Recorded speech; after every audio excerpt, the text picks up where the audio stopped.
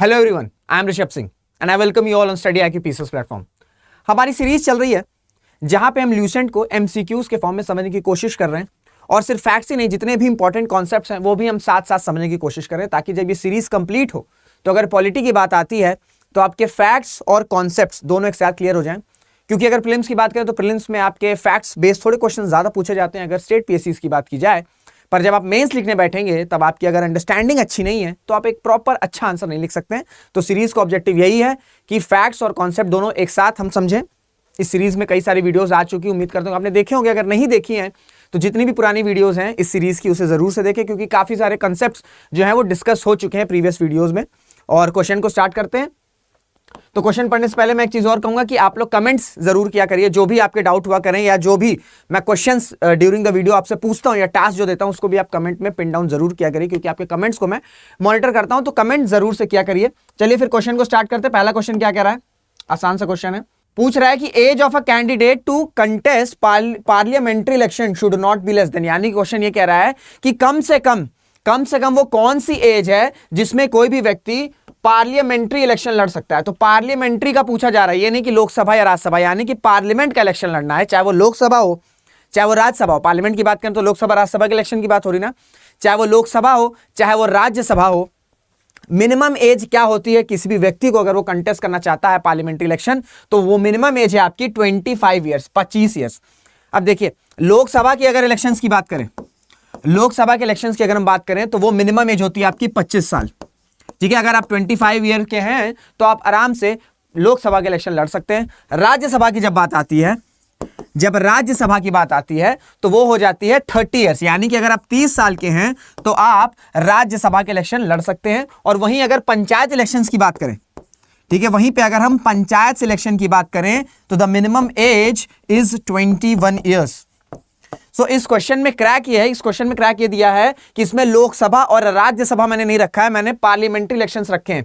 तो अगर parliamentary election की बात की जा रही तो उसमें लोकसभा और राज्यसभा दोनों इंक्लूड हैं। तो किसी भी पार्लियामेंट्री इलेक्शंस की लड़ने की, पार्लियामेंट्री इलेक्शन की के इलेक्शन को कंटेस्ट करने की जो मिनिमम एज है वो आपकी 25 ईयर्स है। अगर स्पेसिफिकली पूछा जाए लोकसभा की तो 25, राज्यसभा की पूछा जाए तो 30 ईयर्स एंड पंचायत की पूछा जाए तो that will be your 21 years. ठीक है, क्लियर हो गया? आसान सा क्वेश्चन है, कोई बहुत ज्यादा टफ क्वेश्चन नहीं होगा, पर हैक यही है कि पार्लियामेंट्री इलेक्शन, इसको ध्यान में रखिएगा। ठीक है, इस वर्ड को ध्यान में रखिएगा।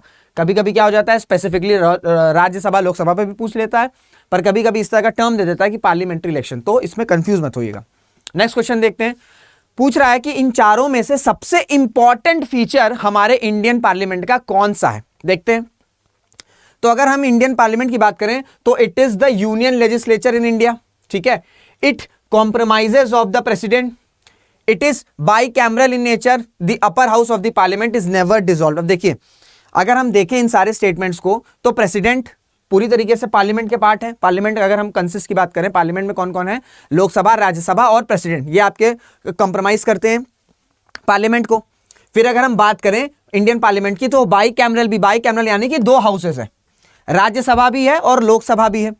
फिर अगर हम फोर्थ स्टेटमेंट को देखें, the upper house of the parliament is never dissolve, यानी कि ये कह रहा है कि जो अपर हाउस है, राज्यसभा को अपर हाउस भी बोला जाता है।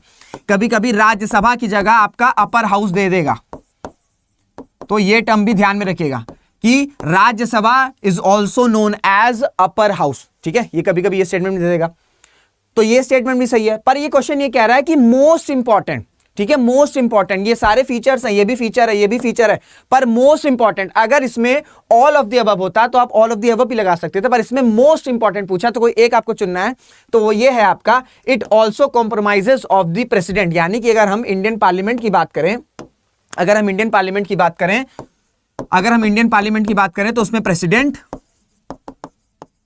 लोकसभा और राज्यसभा, तो सबसे ज्यादा इंपॉर्टेंट फीचर हमारे इंडियन पार्लियामेंट का क्या है कि प्रेसिडेंट जो है वो पार्लियामेंट के पार्ट होते हैं। क्यों? अब ये कैसे? क्योंकि कोई भी बिल, ठीक है, कोई भी बिल अगर पेश हो रहा है कोई भी पार्लियामेंट में आपके, और वो पास हो जा रहा है, आपका लोकसभा से पास हो जा रहा है, राज्यसभा से पास हो जा रहा है, पर वो जो बिल है वो बिल तब तक कानून नहीं बनेगा जब तक प्रेसिडेंट उस पर अपनी मोहर नहीं लगाते हैं। ठीक है, जब तक प्रेसिडेंट एसेंट नहीं देते हैं तब तक जो वो बिल है वो कानून नहीं बनेगा। तो इस वजह से ये जो फीचर है ये सबसे ज्यादा इंपॉर्टेंट फीचर है अगर हम अपने इंडियन पार्लियामेंट की बात करें कि दैट इट कॉम्प्रोमाइजेस, यानी कि the Indian parliament compromises of the president. और ये स्टेटमेंट किस तरह से सबसे इंपॉर्टेंट है वो मैंने आपको बताया कि अगर कोई भी बिल पेश हो रहा है, कोई भी बिल पेश हुआ पार्लियामेंट में, वो पास हो गया, राज्यसभा से भी पास हो गया, लोकसभा से भी पास हो गया, पर ये बिल तब तक एक्ट या लॉ नहीं बनेगा, बिल जब तक एक्ट या लॉ नहीं बनेगा जब तक प्रेसिडेंट के एसेंट नहीं रहते। ठीक है, जब तक प्रेसिडेंट इस बिल को एसेंट नहीं दे देते हैं, अपनी मंजूरी नहीं दे देते हैं। तो इस वजह से ये स्टेटमेंट सबसे इंपॉर्टेंट फीचर है, ये लाइन। और क्यों है ये भी मैंने आपको बता दिया। क्लियर हो गया? ये थोड़ा सा कॉन्सेप्ट वाला क्वेश्चन था, इस वजह से मैंने आपको अच्छे से समझा दिया। अगर डाउट होगा तो आप जरूर कमेंट कर सकते हैं। हु सेड, अब ये बोल रहा है कि किसने कहा था कि parliamentary system provides a daily as well as periodic assessment of the government. इस क्वेश्चन का मतलब यह है कि किस व्यक्ति द्वारा यह कहा गया था कि जो पार्लियामेंट्री फॉर्म ऑफ गवर्नमेंट है, जो पार्लियामेंट्री फॉर्म ऑफ गवर्नमेंट है वो क्या करता है कि वो डेली असेसमेंट करता है और साथ ही साथ पीरियोडिक असेसमेंट भी करता है। यानी कि सपोज करिए कि आप पढ़ाई कर रहे हैं, ठीक है, आप पढ़ाई कर रहे हैं, आपका एग्जाम 1 साल बाद है। आप अगर रोज पढ़ रहे हैं तो आपकी जो पढ़ाई है वो आपकी डेली असेसमेंट होगी कि आप कितना पढ़ रहे हैं। आप 2 घंटा पढ़ रहे हैं, 4 घंटा पढ़ रहे हैं, 5 घंटा पढ़ रहे हैं, 6 घंटा पढ़ रहे हैं। और ये पीरियोडिक असेसमेंट कैसे होगी? जब आप 1 साल बाद एग्जाम देने जाओगे, आपने डेली पढ़ाई करी, वो आपका डेली असेसमेंट हो गया। अब नेक्स्ट ईयर, अगले साल जब आप एग्जाम देने जाओगे तो वो असेसमेंट कैसे होगा? जब आप एग्जाम में अच्छा परफॉर्म करोगे। अगर आपने एग्जाम में अच्छा परफॉर्म किया तो आपका जो पीरियोडिक असेसमेंट है वो अच्छी बात है, पर आपने कहीं इस एग्जाम में अच्छा क्वालिफाई नहीं किया तो ये समझा जाएगा कि जो डेली प्रोग्रेस थी आपकी वो कहीं ना कहीं उसमें आप कहीं ना कहीं लैग कर रहे थे। तो इस क्वेश्चन का मतलब यही है। यानी कि ये कहा जा रहा है कि पार्लियामेंट्री सिस्टम जो है वो प्रोवाइड करता है डेली असेसमेंट और पीरियोडिक असेसमेंट। किसकी? सरकार की, गवर्नमेंट की। तो ये किसके द्वारा कहा गया था? ये कहा गया था डॉक्टर B.R. अम्बेडकर साहब के द्वारा। अब इस स्टेटमेंट का मतलब क्या, मैं आपको बार बार बताता हूं कि सिर्फ क्वेश्चन का आंसर बता के मैं नहीं चला जाता हूं, आपको प्रॉपर कंसेप्ट जो है वो मैं आपको बताता हूं। तो अब इसको समझिए कि ये इसका कहने का मतलब क्या है कि कैसे पार्लियामेंट्री फॉर्म ऑफ गवर्नमेंट जो है वो आपकी डेली और पीरियोडिक असेसमेंट करती है सरकार की। क्योंकि क्या हुआ था, जब कॉन्स्टिट्यूएंट असेंबली फॉर्म हुई थी और सब कॉन्स्टिट्यूएंट मेकर्स बैठे थे तो डिबेट चली कि इंडिया को कौन सा सिस्टम अडॉप्ट करना चाहिए, क्या parliamentary form of government system को प्रोवाइड करना चाहिए या आपका प्रेसिडेंशियल फॉर्म ऑफ गवर्नमेंट को अपनाना चाहिए। तो कुछ लोग पार्लियामेंट्री फॉर्म ऑफ गवर्नमेंट के फॉर्म में थे, ठीक है, पार्लियामेंट्री फॉर्म ऑफ गवर्नमेंट के फेवर में थे, और कुछ लोग प्रेसिडेंशियल फॉर्म ऑफ गवर्नमेंट के फेवर में थे। तो अगर डॉक्टर B.R. अम्बेडकर साहब की बात करें तो उनका कहना था कि भारत को पार्लियामेंट्री फॉर्म ऑफ गवर्नमेंट की तरफ जाना चाहिए। क्यों? क्योंकि इससे क्या होगा कि डेली और पीरियोडिक असेसमेंट होगी सरकार की। अब वो कैसे होगी, अब वो समझिए। डेली असेसमेंट कैसे होगी?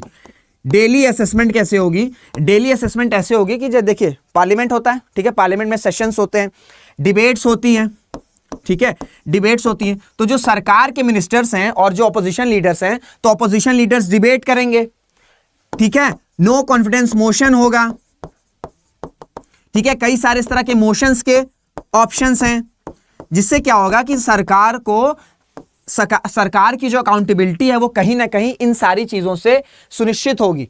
तो डिबेट्स होंगे, ठीक है, चर्चाएं होंगी, डिस्कशन होगा।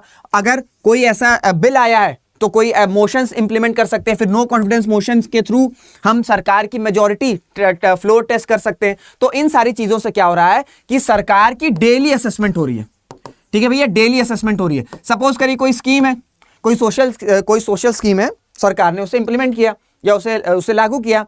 अब शायद उस स्कीम में कुछ इश्यूज आ रहे हैं तो उस स्कीम पे डिबेट होगी पार्लियामेंट में। तो उससे क्या होगा कि सरकार को जवाब देना होगा कि हाँ, हमने ये जो स्कीम निकाली है इसमें जो भी इश्यूज आ रहे हैं उसे रिजॉल्व करेंगे, क्योंकि चर्चा हो रही है, डिस्कशन हो रहा है। तो इससे क्या हो रहा है, इससे डेली असेसमेंट हो जा रही है सरकार की। अब पीरियोडिक असेसमेंट कैसे होगी? पीरियोडिक असेसमेंट आपकी इलेक्शन से होगी। यानी कि अगर क्वेश्चंस पूछे जा रहे हैं पार्लियामेंट में, क्वेश्चंस पूछे जा रहे हैं, डिबेट हो रही, डिस्कशन हो रहा है, जो आम आदमी बैठ के देख रहा है, जिसे वोट करना है, वो ये समझ रहा है कि जो सरकार जो आंसर दे रही है शायद वो पूरी तरीके से सही नहीं है, या उसे लग रहा हो कि पूरी तरीके से सही है। तो उन विचारों, उन चर्चाओं से, उन डिबेट से, उन मोशन से क्या होगा कि इलेक्शंस जब इलेक्शंस आएंगे और जब हम और आप वोट करते हैं तो हमें उन सारी डिबेट, उन सारी स्कीम्स के बारे में पता होगा, उस हिसाब से हम इलेक्शंस में वोट करेंगे।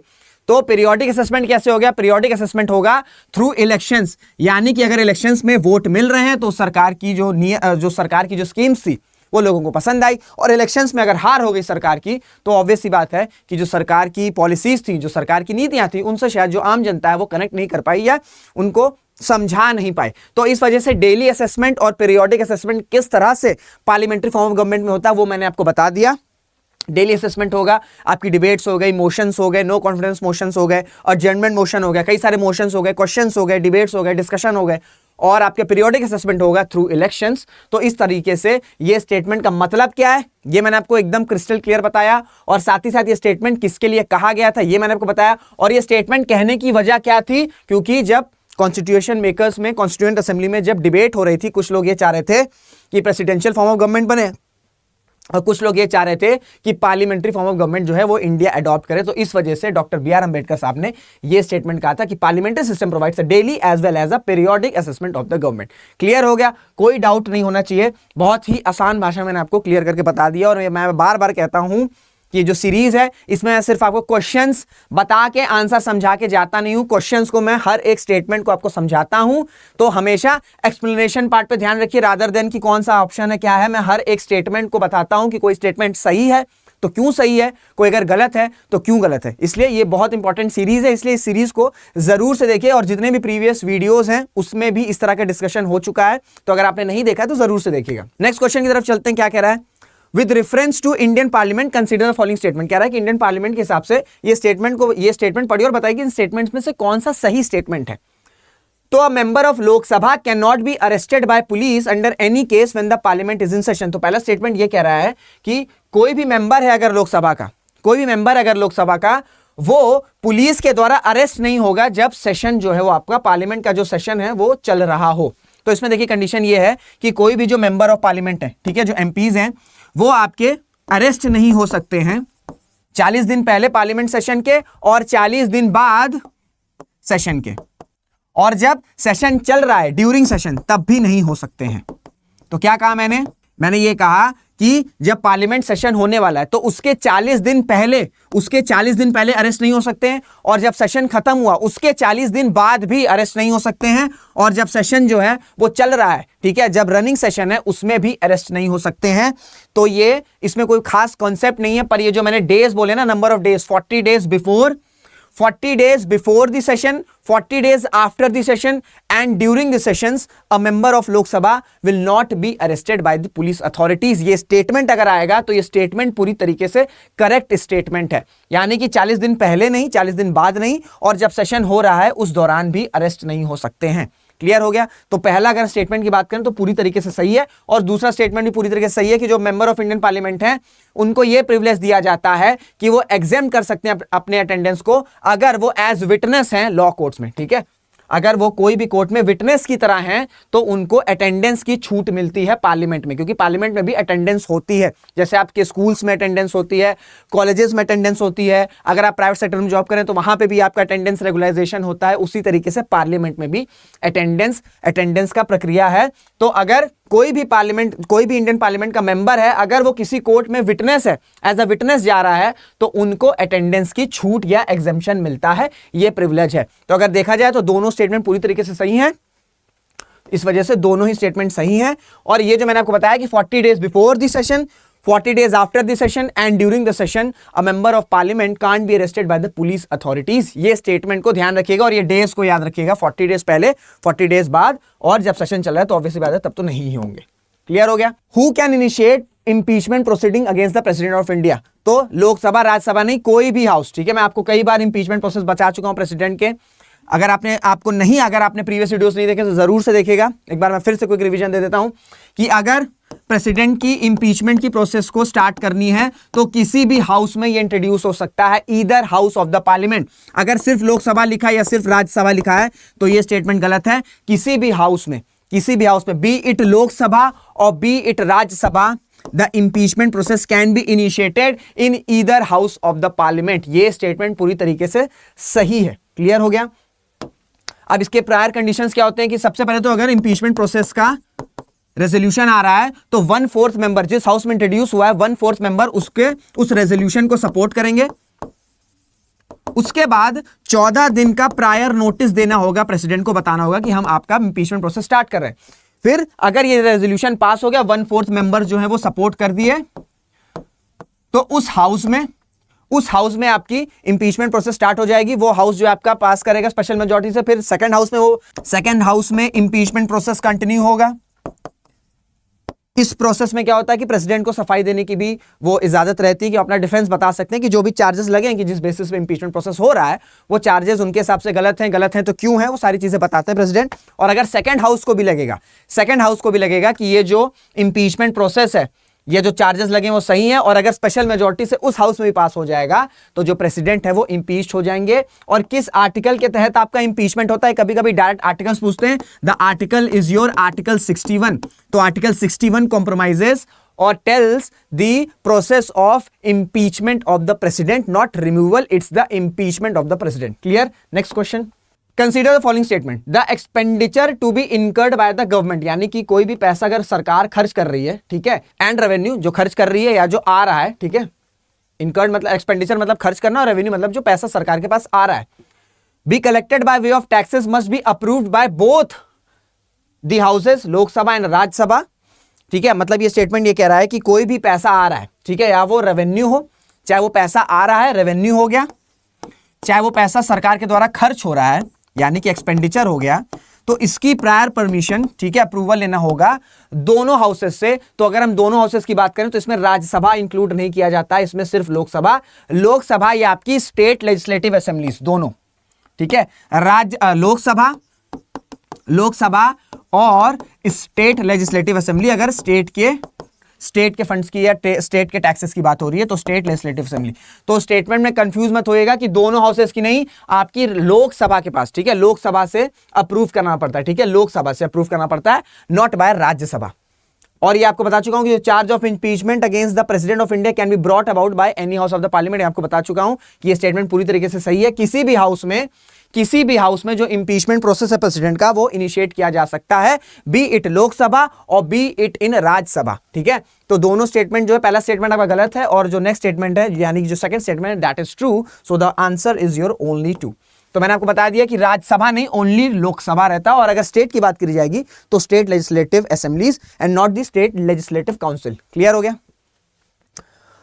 Which of the following has the powers to create a new all India services? इसमें कह रहा है कि अगर भारत में ऑल इंडिया कोई भी नई ऑल इंडिया सर्विस अगर क्रिएट करनी है तो वो पावर किसके पास है? तो वो पावर है आपकी पार्लियामेंट के पास। यूपीएससी मत टिक ऑन करके आ जाना, आंसर है आपका पार्लियामेंट। और ये भी तब होगा जब राज्यसभा, ठीक है, जब राज्यसभा को लगेगा कि कोई एक नई ऑल इंडिया सर्विस का जो क्रिएशन है वो बहुत ज्यादा जरूरी है in terms of public interest. अगर राज्यसभा को लग रहा है कि पब्लिक इंटरेस्ट में कोई नई ऑल इंडिया सर्विस बनाने की या क्रिएशन की जरूरत है तो राज्यसभा इनिशिएट करेगी, उसके बाद पार्लियामेंट जो है वो पास करेगा। तो सबसे पहले इनिशिएट कौन करेगा? इनिशिएट करेगा आपके राज्यसभा। अगर राज्यसभा इनिशिएट ही नहीं करेगा तो पार्लियामेंट भी उस नई जो ऑल इंडिया सर्विसेज है उसको क्रिएट नहीं कर सकता है। तो पार्लियामेंट बिल्कुल पार्लियामेंट सही करता है, पर कंडीशन ये है कि अगर राज्यसभा को लगेगा कि एक नई ऑल इंडिया सर्विसेज जो है बनानी चाहिए क्योंकि पब्लिक इंटरेस्ट में वो फेवर रहेगी, तो राज्यसभा जो इनिशिएट कर सकता है। और वो कौन सा आर्टिकल है, किस आर्टिकल यूज करके? The article is your 312। ये आर्टिकल ध्यान में रखना, इस तरह के कई बार आर्टिकल्स भी पूछ लिए जाते हैं। क्लियर हो गया?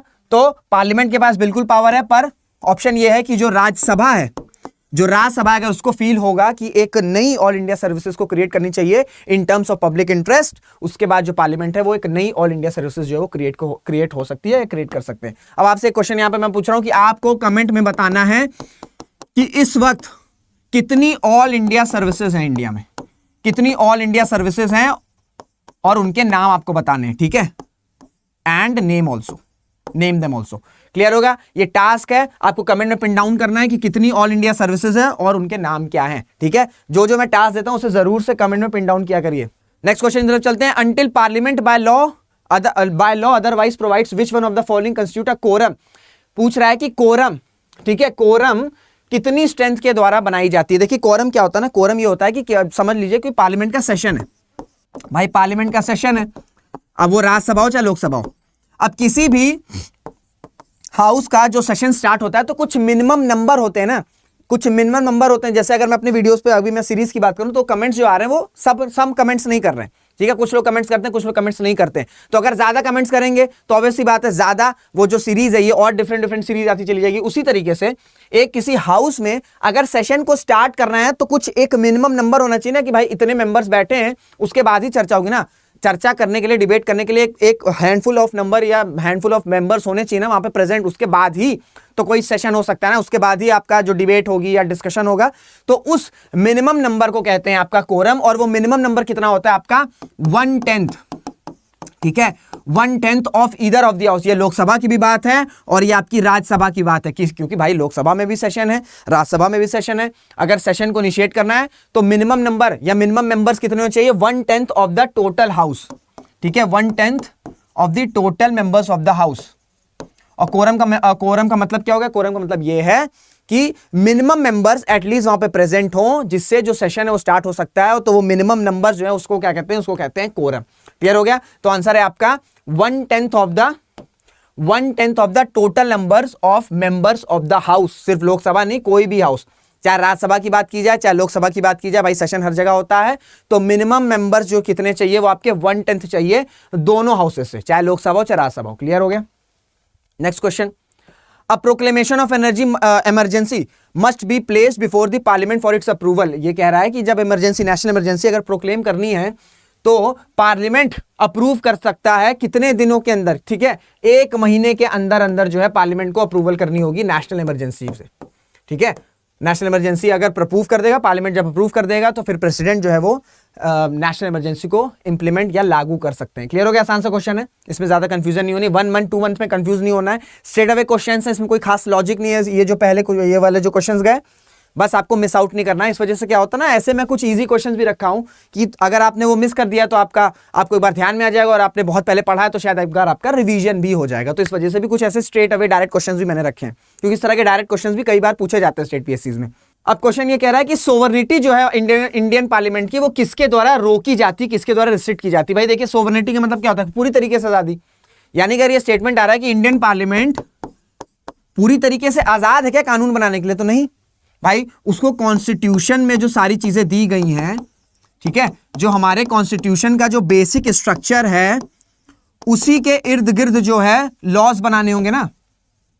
ऐसा तो नहीं ना कि कोई भी लॉ आ जाए, किसी का भी फंडामेंटल राइट्स वायलेट हो जाए, तो ये तो नहीं हो सकता है।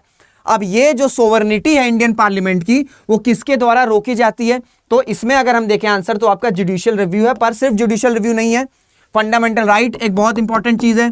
रिटन कॉन्स्टिट्यूशन, हमारा भाई कॉन्स्टिट्यूशन लिखा गया है पूरे तरीके से पार्ट वाइज, एक लॉजिकली वे में एक्सप्लेन किया गया है, ठीक है। रिटन कॉन्स्टिट्यूशन हो गया, फेडरल कैरेक्टर हो गया हमारा, और जुडिशियल रिव्यू साथ साथ। तो सिर्फ जुडिशियल रिव्यू नहीं है, ये सारी चीजें भी कॉम्प्रोमाइज करती हैं, जिससे जो है आपका जो इंडियन पार्लियामेंट की सोवरेनिटी वो रिस्ट्रिक्ट की जाती है। अब जुडिशियल रिव्यू कैसे रिस्ट्रिक्ट करती है मैं आपको कई बार बता चुका हूं। कोई बिल पेश हुआ और दोनों हाउस से पास हो गया, प्रेसिडेंट ने भी मोहर दे दी, पर ये जो बिल है या जो अब एक्ट बन गया है, ये जो कानून आया है, इसका शायद कोई प्रोविजन या पूरा का पूरा लॉ बेसिक स्ट्रक्चर, जो हमारी बेसिक स्ट्रक्चर है हमारे संविधान का, उसको अगर वायलेट कर रहा है तो जुडिशरी के पास पावर है कि इस पर्टिकुलर एक्ट को, the judiciary can declare this act unconstitutional on the grounds that this particular law or this particular act violates the basic structure of the constitution. So ये जो प्रोसेस है, इस process को कहते हैं जुडिशियल रिव्यू। तो इस वजह से जो इंडियन पार्लियामेंट है उसकी सोवरेनिटी को रिस्ट्रिक्शन कैसे होती है, उसकी सोवरेनिटी को रिस्ट्रिक्ट किया जाता है जुडिशियल रिव्यू के थ्रू। पर सिर्फ जुडिशियल रिव्यू नहीं है, ओनली जुडिशियल रिव्यू नहीं है, फंडामेंटल राइट्स भी है, रिटन कॉन्स्टिट्यूशन है, साथ ही साथ फंडामेंटल राइट्स हो गया, रिटन कॉन्स्टिट्यूशन हो गया, जुडिशियल रिव्यू हो गया, फेडरल कैरेक्टर हो गया। तो ये सारी चीजें भी कॉम्प्रोमाइज करती हैं, जिससे जो सोवरेनिटी है इंडियन पार्लियामेंट की वो रिस्ट्रिक्ट हो सके। क्लियर हो गया? तो सिर्फ अगर इस ऑप्शंस पे देखेंगे तो जुडिशियल रिव्यू है, पर सिर्फ जुडिशियल रिव्यू नहीं है, फंडामेंटल राइट्स भी एक इंपॉर्टेंट चीज है, रिटन कॉन्स्टिट्यूशन है, और जुडिशियल रिव्यू तो है ही, तो है। क्लियर हो गया? तो अगर ये स्टेटमेंट आ रहा है कि इंडियन पार्लियामेंट क्या पूरी तरीके से सोवरेन है, तो पूरी तरीके से सोवरेन नहीं है, क्योंकि भाई कॉन्स्टिट्यूशन के ऊपर कोई नहीं है। Constitution is supreme in India. तो जो कॉन्स्टिट्यूशन के बेसिक फिलॉसफी है, कॉन्स्टिट्यूशन का जो बेसिक स्ट्रक्चर है, उसको वॉयलेट किए बिना ही जो भी बिल आ रहा है या जो भी एक्ट आ रहा है वो प्रेजेंट होगा। पर और अगर ऐसा हो रहा है कि कोई एक्ट है जो किसी भी पर्टिकुलर की फंडामेंटल राइट्स को वॉयलेट कर रहा है या बेसिक स्ट्रक्चर के, जो हमारे कॉन्स्टिट्यूशन का बेसिक स्ट्रक्चर है उसको अगर वॉयलेट कर रहा है, तो जुडिशरी के पास पावर है कि इस पर्टिकुलर लॉ को अनकॉन्स्टिट्यूशनल डिक्लेयर कर सकता है on the ground that it is violating the basic structure of the constitution, or it is not contradicting, or it is contradicting with the fundamental rights that is prescribed in the part 3 of our constitution. Clear हो गया? Next question. The Indian Parliament consists of, ये मैं आपको बता चुका हूं कि अगर हम इंडियन पार्लियामेंट की बात करें तो उसमें प्रेसिडेंट, राज्यसभा, लोकसभा, ठीक है, ये आपका फॉर्म होता है हमारा इंडियन पार्लियामेंट का। तो ये बहुत स्ट्रेट अवे क्वेश्चन है और ये कई बार आ चुके हैं, तो इसको ऐसे क्वेश्चन तो मिस आउट करने नहीं है। अब economic survey is presented in parliament every year. पूछ रहा है कि इकोनॉमिक सर्वे जो है वो पार्लियामेंट में हर साल कब प्रेजेंट किया जाता है? क्या वो बजट से पहले किया जाता है, क्या वो बजट के बाद किया जाता है, क्या वो फाइनेंस बिल के बाद किया जाता है, या it has no relation with the presentation of budget? तो अगर हम इकोनॉमिक सर्वे की बात करें, अगर हम इकोनॉमिक सर्वे की बात करें तो ये आपका बजट से पहले प्रेजेंट किया जाता है, ठीक है, बजट से पहले प्रेजेंट किया जाता है। ये तो आसान सा क्वेश्चन है, आप सबको पता होगा। पर एक चीज मैं आपको बता रहा हूं कि ये क्वेश्चन को मैंने इंडेक्ट क्यों किया, क्वेश्चन के लिए इस वजह से इंडेक्ट किया कि मैं ये बताना चाहता हूं कि इकोनॉमिक सर्वे एंड बजट में डिफरेंस क्या है, ठीक है, इकोनॉमिक सर्वे एंड बजट में डिफरेंस क्या है, क्योंकि ये क्वेश्चंस आपके प्रीलिम्स में भी आ सकते हैं, और अगर आप प्री और मेंस क्वालिफाई करके गए और अगर इंटरव्यू में पूछा गया है, अगर आप इंटरव्यू में, तो ये ऐसा क्वेश्चन इंटरव्यूज में भी पूछा जा सकता है, क्योंकि बहुत बेसिक सा क्वेश्चन है। पर बहुत लोगों को नहीं पता रहता, क्योंकि ऐसी बेसिक चीजें ना लोग ध्यान नहीं देते हैं, लोग मिस आउट कर जाते हैं। ऐसा नहीं कि पढ़ नहीं रहे, मिस आउट कर जाते हैं। कई सारी ऐसी चीजें होती है जो मिस आउट कर जाते हैं। तो अगर हम इकोनॉमिक सर्वे की बात करें, तो इकोनॉमिक सर्वे ये बताता है कि फाइनेंशियल ईयर, मतलब जो पिछला फाइनेंशियल ईयर था उसमें इकोनॉमिक ग्रोथ कैसी रही, ठीक है, उसमें इकोनॉमिक ग्रोथ कैसी रही, जो पॉलिसी इनिशिएटिव, ठीक है, जो पॉलिसी सरकार के द्वारा ली गई, इन पॉलिसीज का क्या क्या फायदा हुआ, और कैसे ये जो पॉलिसीज हैं वो भारत की ग्रोथ रेट में, वो इंडिया की ग्रोथ रेट में पॉजिटिव रोल प्ले करी हैं। साथ ही साथ इकोनॉमिक सर्वे ये भी बताता है कि आने वाले शॉर्ट से मीडियम टर्म में इंडियन इकोनॉमी किस तरीके से ग्रो करने वाली है, यानी कि आने वाले 2 साल, आने वाले 3 साल, आने वाले 4 साल, इस तरह कैसे जो इंडियन इकोनॉमी है वो ग्रो कर सकती है और कितने परसेंटेज पर ग्रो कर सकती है। तो ये सारी चीजें, एक होता ना कि होलिस्टिक रिफॉर्म, एक होलिस्टिक पिक्चर दिखाते हैं कि इकोनॉमिक सर्वे क्या बताता है कि पिछले साल ये ग्रोथ रही, ठीक है, ये पॉलिसी इनिशिएटिव्स थे, इन पॉलिसी इनिशिएटिव से जो ग्रोथ है इंडियन इकोनॉमी की वो कहीं ज्यादा बढ़ी है, और आने वाले कुछ समय में कैसी भारत की ग्रोथ रेट हो सकती है, और किस तरीके से नई पॉलिसीज जो हैं इंडेक्ट की जा रही हैं, और किस तरीके से टेक्नोलॉजीज का यूज करके जो इंडियन इकोनॉमी है उसकी ग्रोथ को बढ़ाया जा सकता है। तो एक प्रॉपर पिक्चर जो है वो आपको इकोनॉमिक सर्वे से पता चलता है कि इंडियन इकोनॉमी पिछले साल कैसा परफॉर्म करी, आने वाले टाइम में कैसा परफॉर्म कर सकती है, कौन कौन से जो पॉलिसी इनिशिएटिव है, ठीक है, कौन कौन से पॉलिसीज जो इनिशिएट की गई सरकार के द्वारा, उनका क्या महत्व है इंडियन इकोनॉमी को ग्रो करने के लिए। तो आपको एक होलिस्टिक पिक्चर पता चल जाता है कि इंडियन इकोनॉमी है वो इस वक्त किस फेज से चल रही है, क्या रिसेशन चल रहा है, क्या डाउनफॉल चल रहा है, या ग्रोथ साइकिल बढ़िया चल रही है पॉजिटिव में। तो आपको सारी चीजें, सारा इंफॉर्मेशन आपको इकोनॉमिक सर्वे से पता चल जाता है। तो ये होता है आपका basic understanding of economic survey. When it comes to budget ये है कि आने वाले एक साल में सरकार कितना पैसा खर्च करेगी, कितना सरकार रेवेन्यू गेन करेगी इस साल, और किन मिनिस्ट्रीज पे कितना पैसा खर्च होगा, किन स्कीम्स पे पैसा खर्च होगा, किन स्कीम्स पे ज्यादा इंपॉर्टेंस दी जाएगी, ठीक है, इस तरह की सारी चीजें, यानी कि एक साल का, ठीक है, एक साल में सरकार जो है वो कितना पैसा खर्च करेगी, कितना एक्सपेंडिचर करेगी, और वो पैसा खर्च कर रही तो कहां कर रही है, स्कीम्स में कितना पैसा खर्च कर रही है, सोशल स्कीम्स में कितना पैसा जा रहा है, ठीक है, इंफ्रास्ट्रक्चर पे कितना ज्यादा पैसा लग रहा है, और ये जितनी भी न्यू टेक्नोलॉजीज आ रही है, ठीक है, उसमें कितना फंड अलॉट किया जा रहा है, डिफेंस बजट कितना है, क्या क्या हम चीजें परचेज करेंगे, ये सारी चीजें आपका बजट में पता चलता है आने वाले एक साल के लिए। और वहीं अगर इकोनॉमिक सर्वे की बात करें तो पिछले साल कैसा परफॉर्मेंस रहा, आने वाले समय में कुछ सालों में इंडिया इकोनॉमी कैसे ग्रो कर सकती है, कौन कौन से ऐसे पॉलिसी इनिशिएट किए गए जिससे इंडिया की जो इकॉनमी है उसमें रोल, एक पॉजिटिव रोल प्ले किया गया, और क्या इस वक्त प्रेजेंट डे में इंडियन इकॉनमी क्या स्लो फेज में है, क्या रिसेशन में है, क्या डिक्लाइन कर रही है, क्या ग्रोथ या ग्रोथ रेट पॉजिटिव में, सारी चीजें आपको इकोनॉमिक सर्वे के थ्रू पता चल जाता है। तो ये है एक basic difference between economic survey and budget. कई लोगों को पता होगा, पर जिनको नहीं पता है तो मैंने उनको समझा दिया एकदम आसान भाषा में, क्रिस्टल क्लियर। तब भी अगर कोई डाउट रह जाएगा तो आप कमेंट्स कर सकते हैं, कमेंट्स आपके पूरी तरीके से वेलकम है। नेक्स्ट क्वेश्चन है, who will decide the office of profit. Question ये कह रहा है कि ऑफिस ऑफ प्रॉफिट किसके द्वारा डिसाइड किया जाता है, तो इसका आंसर है आपका प्रेसिडेंट। ठीक है, कई लोग आपका पार्लियामेंट लगा देते हैं, तो यूनियन पार्लियामेंट नहीं, it's the president who decides the office of profit. And now what the important question is, what is office of profit. भाई ऑफिस ऑफ प्रॉफिट ये है कि कोई भी एमपी हो, मेंबर ऑफ पार्लियामेंट, कोई भी एमएलएज हो, मेंबर ऑफ लेजिस्लेटिव असेंबलीज, इनको ऐसा कोई भी ऑफिस में, ठीक है, ऐसा कोई भी ऑफिस में एंगेज नहीं हो रहा है जहां से इनको फाइनेंशियल गेन्स आ रहे हैं। ठीक है, ऐसा कोई भी रोल प्ले नहीं करना है, ऐसा कोई भी काम स्टार्ट नहीं करना है जहां से कोई एक्स्ट्रा इनकम इनको मिल रही है। ठीक है, ये किस लिए किया गया, इसलिए किया गया क्योंकि जो कॉन्फ्लिक्ट ऑफ इंटरेस्ट है कहीं वो ना बीच में आ जाए। क्योंकि भैया देखिए, क्या अगर मैं एमपी हूं, ठीक है, और मेरा कहीं और भी बिजनेस है या मेरे को कहीं और से भी पैसा आ रहा है, तो मेरा कॉन्फ्लिक्ट जो है, जो मेरा इंटरेस्ट है उधर भी रहेगा कि मैं कैसे ना कैसे करके अपने उस बिजनेस को उसके हिसाब से फायदा दिलवा दूं ताकि मुझे पैसा आने लग जाए। तो इस वजह से कोई भी एमपी हो, कोई भी एमएलएज हो, वो डिस्क्वालीफाई हो सकते हैं अगर ये रहे कि अगर वो कोई ऑफिस ऑफ प्रॉफिट में इन्वॉल्व है, यानी कि अगर उनको कहीं और से कुछ पैसे आ रहे हैं, तो ये पूरी तरीके से डिस्क्वालिफिकेशन का एक इंपॉर्टेंट लॉ होता है। और ऑफिस ऑफ प्रॉफिट क्या होता है ये बता दिया, और किसके द्वारा ये डिसाइड किया जाता है, तो it's not the union parliament भैया, एमपीज और एमएलएस के लिए तो है, तो वो खुद तो डिसाइड नहीं करेंगे ना कि ऑफिस ऑफ प्रॉफिट है। ऑफिस ऑफ प्रॉफिट क्या हो सकता है, तो डिसाइड कौन करेगा, डिसाइड करेगा प्रेसिडेंट। एंड अगर स्टेटमेंट आ जाएगा कि क्या जो कॉन्स्टिट्यूशन में ऑफिस ऑफ प्रॉफिट है क्या वो डिफाइंड किया गया है, तो it is not defined in the constitution. ठीक है, it is not defined in the constitution, क्योंकि अगर डेफिनेशन दे देंगे, डेफिनेशन दे दी जाती तो कोई ना कोई ऐसा कुछ लॉजिक लगा के बता दिया जाता कि ये संविधान के हिसाब से ये ऑफिस ऑफ प्रॉफिट है और हम जिसमें इन्वॉल्व नहीं, ऑफिस ऑफ प्रॉफिट नहीं है। तो इस वजह से जो ऑफिस ऑफ प्रॉफिट है इसको कॉन्स्टिट्यूशन के द्वारा डिफाइन नहीं किया गया है। अगर ये स्टेटमेंट आ रहा है तो ये स्टेटमेंट पूरी तरीके से गलत है। Office of profit is not defined in the constitution. What is office of profit, office of profit ये है कि कोई भी एमपीज हो, कोई भी एमएलएज हो, उनको ऐसी जगह पे एंगेज नहीं होना है जहां से उनको कोई और फाइनेंशियल गेन्स आ रहे हैं। And who decides the office of profit, the president will decides what is office of profit and what is not. Clear हो गया, आसान सा टर्म है, बहुत ही सारी चीजें मैंने आपको बता दी, कोई डाउट नहीं होना चाहिए अब आपका अगर ऑफिस ऑफ प्रॉफिट की बात आ रही है तो।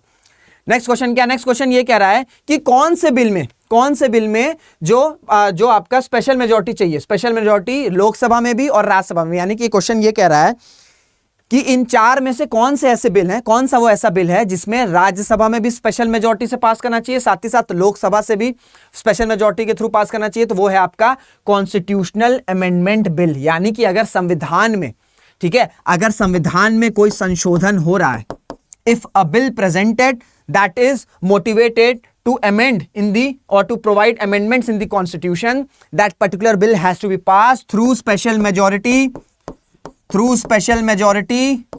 in both the houses. That means in Lok Sabha,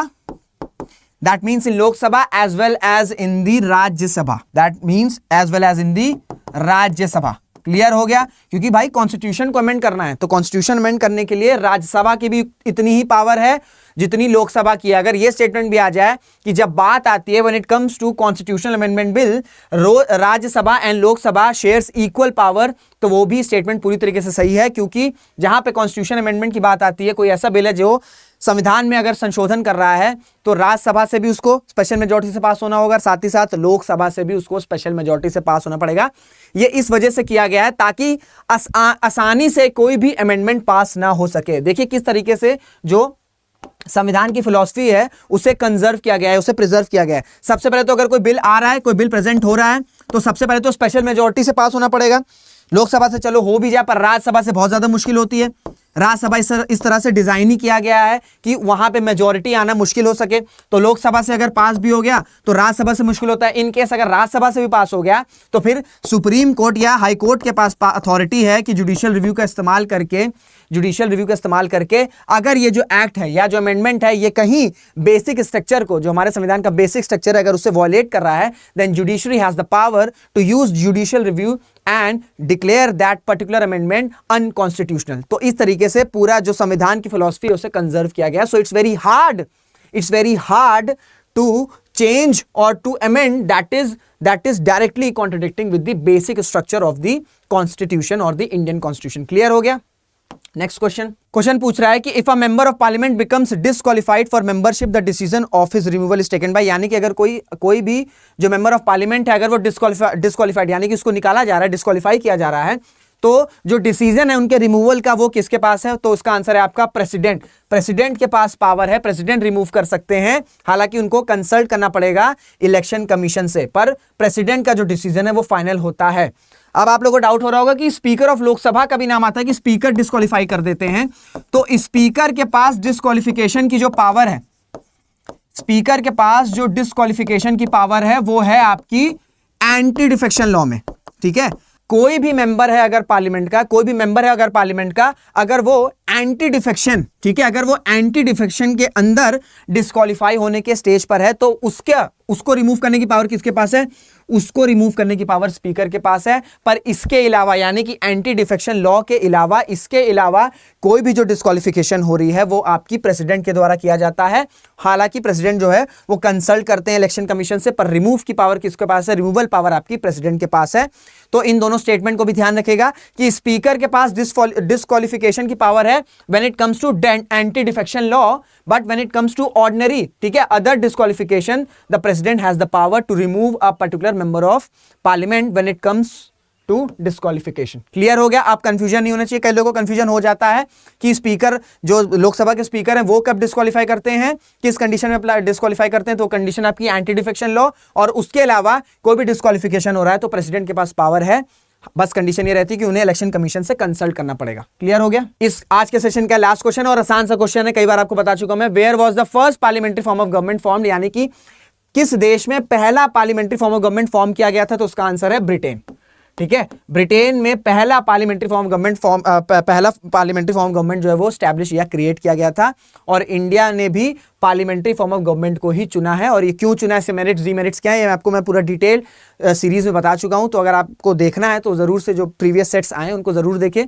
बहुत ज़्यादा लंबे वीडियोस नहीं है, मैं सोचता हूं कि कम से कम ड्यूरेशन में आपको जितना मैक्सिमम चीज़ें बता सकूं, और हर वीडियो में कुछ ना कुछ नया आपको, या तो मैं कॉन्सेप्ट बताऊं या तो फैक्ट्स बताऊं, यही मेरी जो रहती कोशिश रहती है। और जो भी डाउट रखकर आप कमेंट में जरूर किया करिए, और जो मैंने टास्क दिया उसे कमेंट में जरूर पिन डाउन करिएगा। तो ये था आज का लास्ट क्वेश्चन। उम्मीद करता हूं आपको सारी चीजें समझ में आई होगी।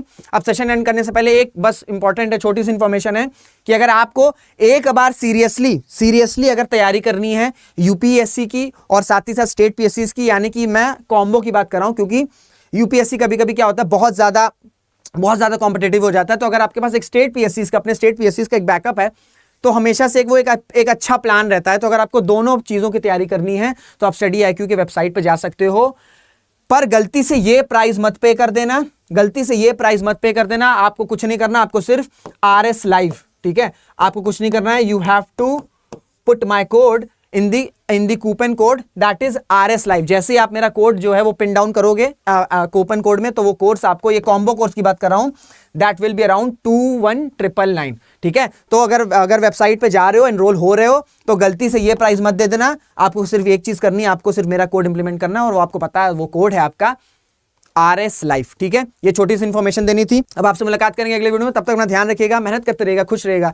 जय हिंद, जय भारत।